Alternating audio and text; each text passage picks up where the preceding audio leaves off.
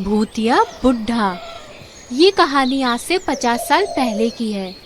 रामू और उषा ने शिवपुर गांव में अपने लिए एक नया घर लिया था। उषा नए घर को लेकर बहुत खुश थी।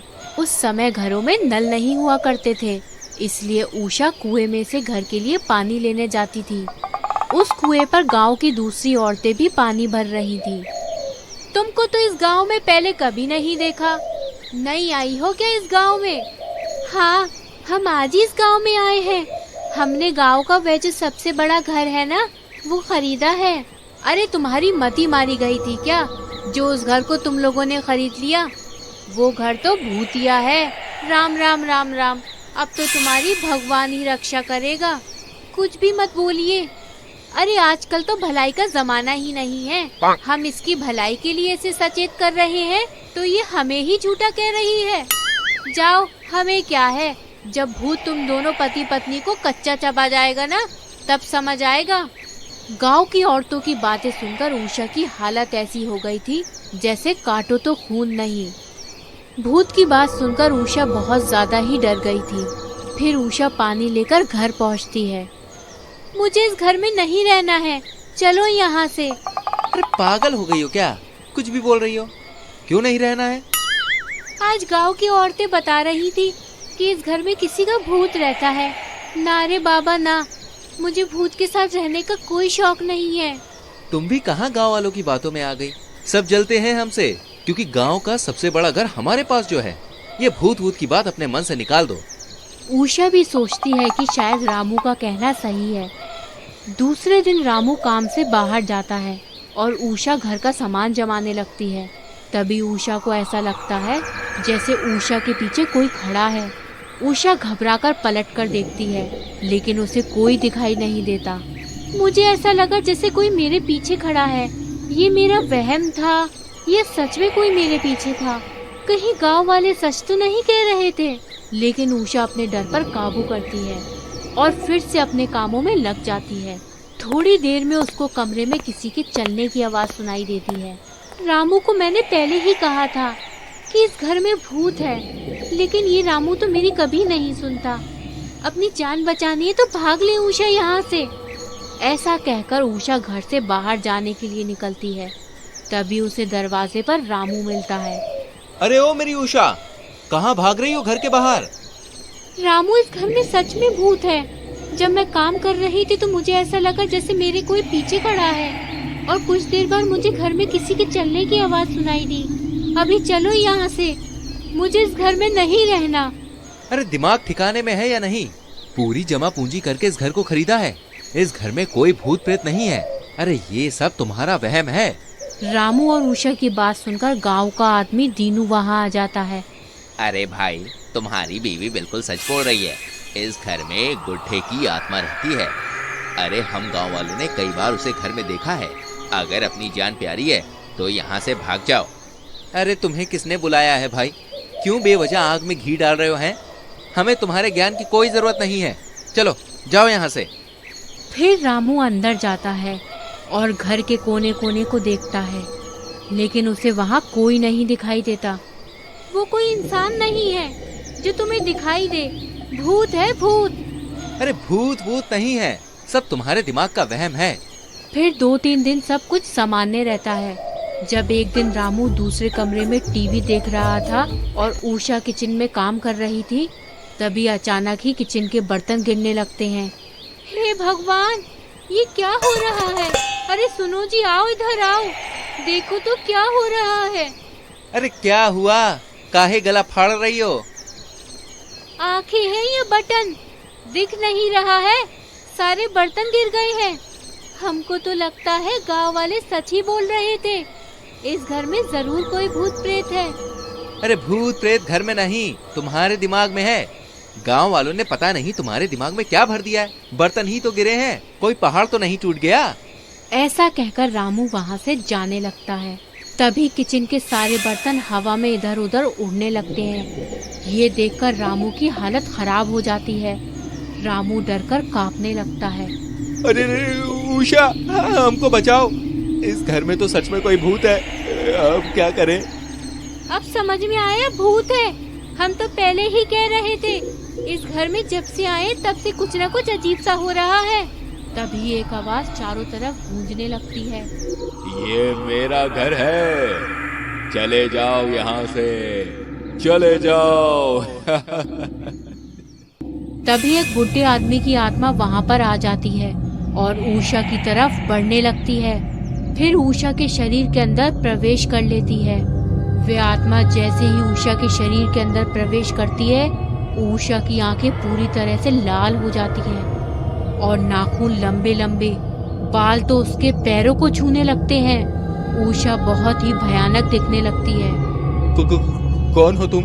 क्यों हमारी बीवी को परेशान कर रहे हो? अरे छोड़ दो हमारी बीवी को भाई।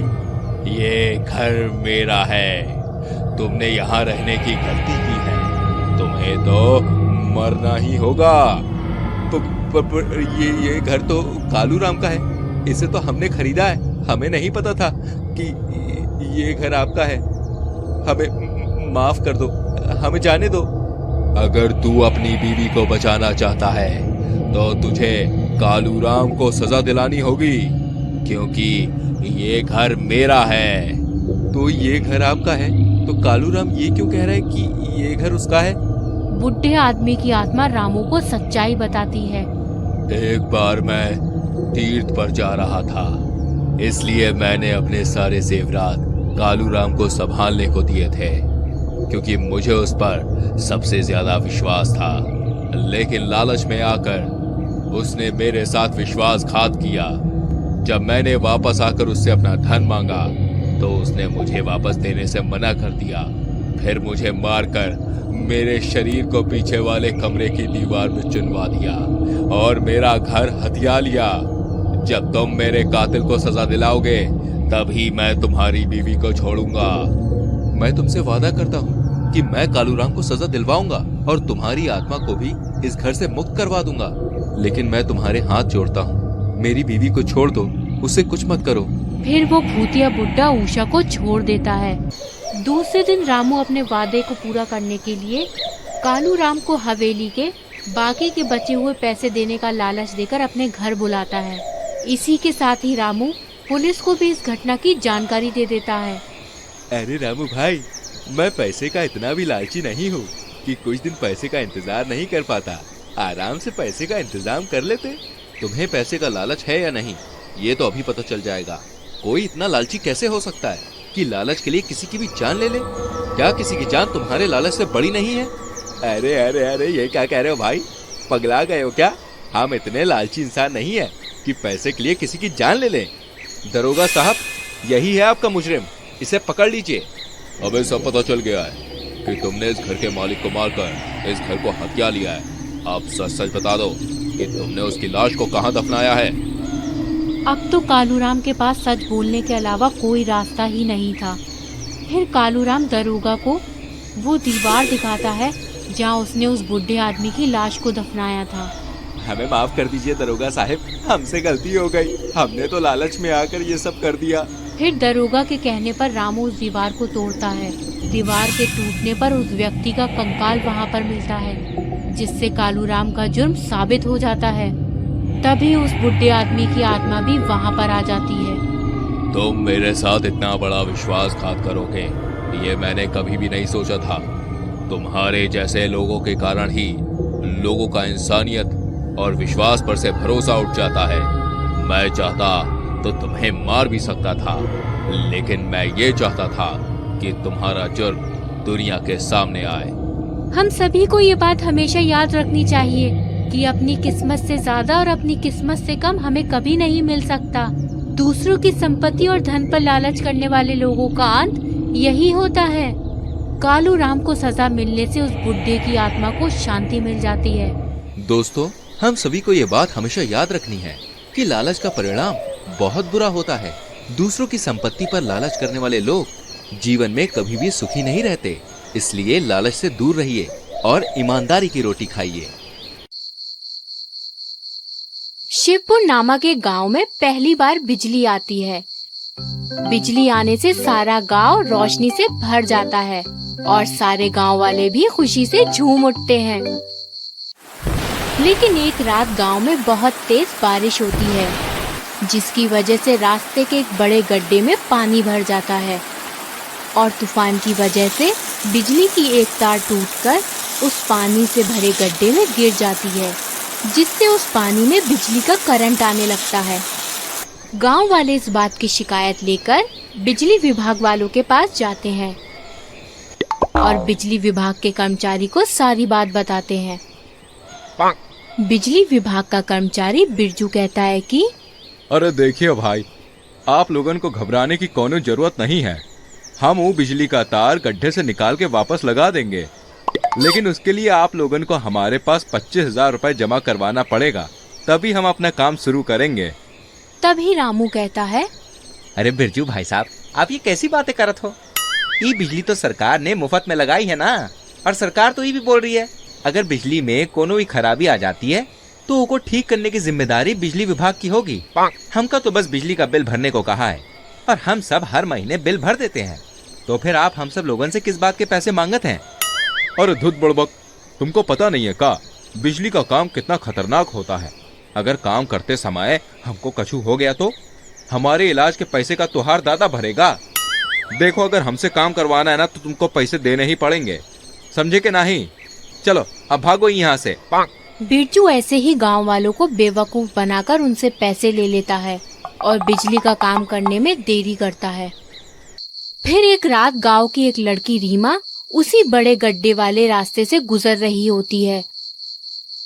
तभी चलते चलते उसका पैर गाय के गोबर पर पड़ जाता है। अरे अरे, छी छी, ये क्या हो गया? मेरा तो पैर ही गंदा हो गया। अरे ये गांव वाले भी ना अपनी गायों को रास्ते पर ही गंदगी फैलाने के लिए छोड़ देते हैं। देखना, मैं इनकी शिकायत सरपंच जी से करूंगी, लेकिन अब इसे साफ कैसे करूं? रीमा अपने पैर को साफ करने के लिए एक जगह ढूंढ रही होती है।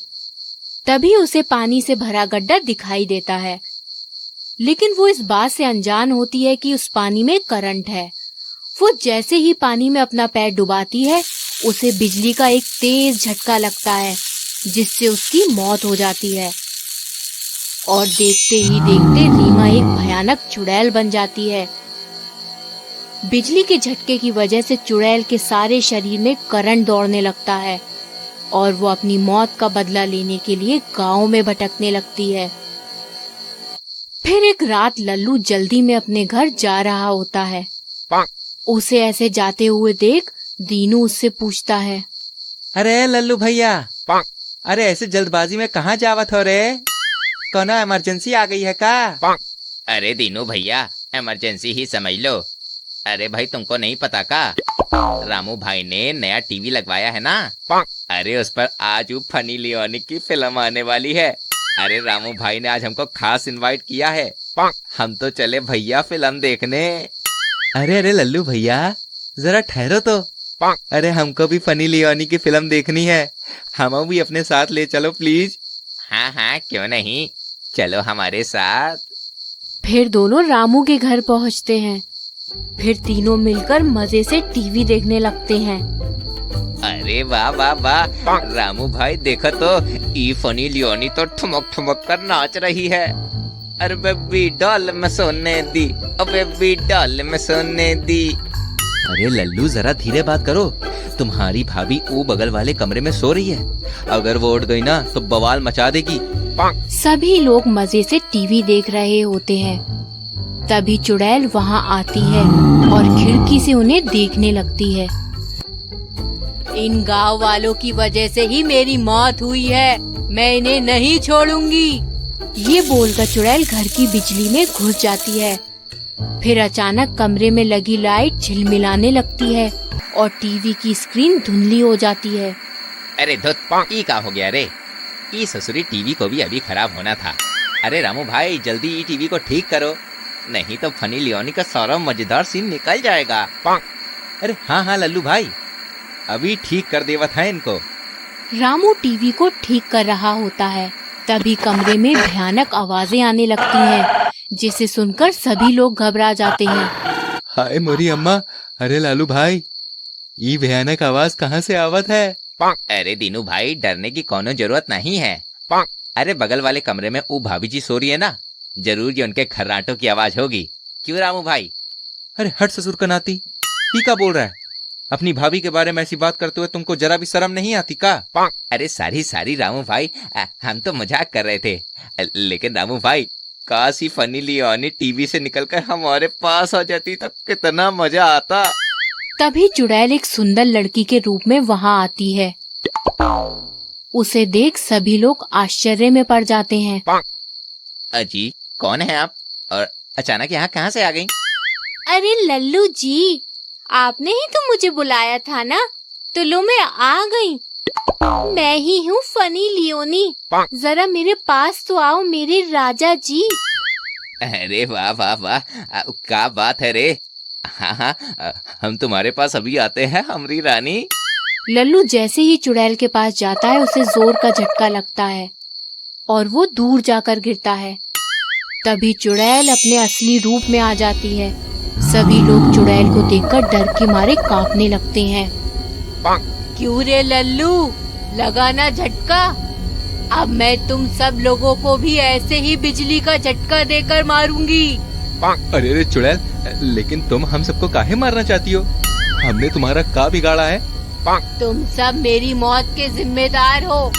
तुम्हें पता था कि रास्ते के उस गड्ढे में बिजली की तार गिरी है, ये जानते हुए भी तुमने उसे ठीक नहीं करवाया और देखो उसकी वजह से मेरी मौत हो गई। अब मैं तुम लोगों को भी वैसे ही बिजली का झटका देकर मारूंगी। रामू चुड़ैल को सच बताने ही वाला होता है कि चुड़ैल रामू के पास जाती है। वो जैसे ही रामू को हाथ लगाती है उसे जोर का झटका लगता है और वो लल्लू के ऊपर जाकर गिर जाता है। अरे चुड़ैल जी, आप हमें मत मारिए, इसमें हम लोगों की कोई गलती नहीं है। हम सब गांव वालों ने तो अपनी सारी जमा पूंजी उस बिजली विभाग के कर्मचारी बिरजू को दे दी थी ताकि वो बिजली की तार को ठीक कर दे, लेकिन अब वो बिरजू काम करने के लिए हम लोगों से 2 गुना पैसे मांग रहा है। अब आप ही बताइए, हम सब इतने सारे रुपया भला कहाँ से लाएंगे? अच्छा, तो इसका मतलब मेरी मौत का जिम्मेदार वो बिरजू है? अगर ऐसी बात है तो ठीक है, मैं अभी जाकर उस बिरजू की खबर लेती हूँ। फिर चुड़ैल बिरजू के घर जाती है। बिरजू कमरे में सो रहा होता है। तभी चुड़ैल उसके घर की बिजली काट देती है और पंखा बंद हो जाने के कारण बिरजू अचानक उठ जाता है। वो खिड़की से बाहर देखता है तो सभी घरों की लाइट जल रही होती है। अरे ई का, सारे गांव में तो लाइट जल रही है, फिर हमारे घर पर बिजली क्यों नहीं है? लगता है मीटर में कोनो खराबी आ गई है। अभी पता लगाते हम जाके। बिरजू मीटर के पास जाकर उसे जैसे ही छूता है उसे जोर का झटका लगता है। तभी मीटर से चुड़ैल बाहर निकलती है और बिरजू को उठाकर गड्ढे के पास ले जाती है। बिरजू मदद के लिए चिल्लाने लगता है। उसकी आवाज सुनकर सभी गांव वाले गड्ढे के पास आ जाते हैं। बिरजू, तू ही मेरे मौत का जिम्मेदार है। तेरी लालच की वजह से मेरी जान गई है। जिस तरह मेरी मौत हुई है उसी तरह तू भी मरेगा। ये बोलकर चुड़ैल बिरजू को गड्ढे में डालने ही वाली होती है। तभी सब गांव वाले मिलकर चुड़ैल से विनती करने लगते हैं। रुकिए चुड़ैल जी, आप इस बिरजू को मत मारिए। अगर ये मर गया तो इसके बीवी बच्चे अनाथ हो जाएंगे। आप इसे छोड़ दीजिए, हम सब आपसे विनती करते हैं। ये सुनकर चुड़ैल को बिरजू पर दया आ जाती है और वो उसे छोड़ देती है। फिर बिरजू सभी गांव वालों से माफी मांगता है और उनके सारे पैसे वापस करके बिजली का तार भी ठीक कर देता है और चुड़ैल की आत्मा को मुक्ति मिल जाती है। हाँ, मजा आया ना कहानी देख के? तो जल्दी से हमारी वीडियो को लाइक करो और शेयर करो, और ऐसी और कहानियाँ देखनी है तो चैनल को सब्सक्राइब करो और हाँ, घंटी को दबा देना। मिलते हैं एक और कहानी के संग, ख्याल रखना।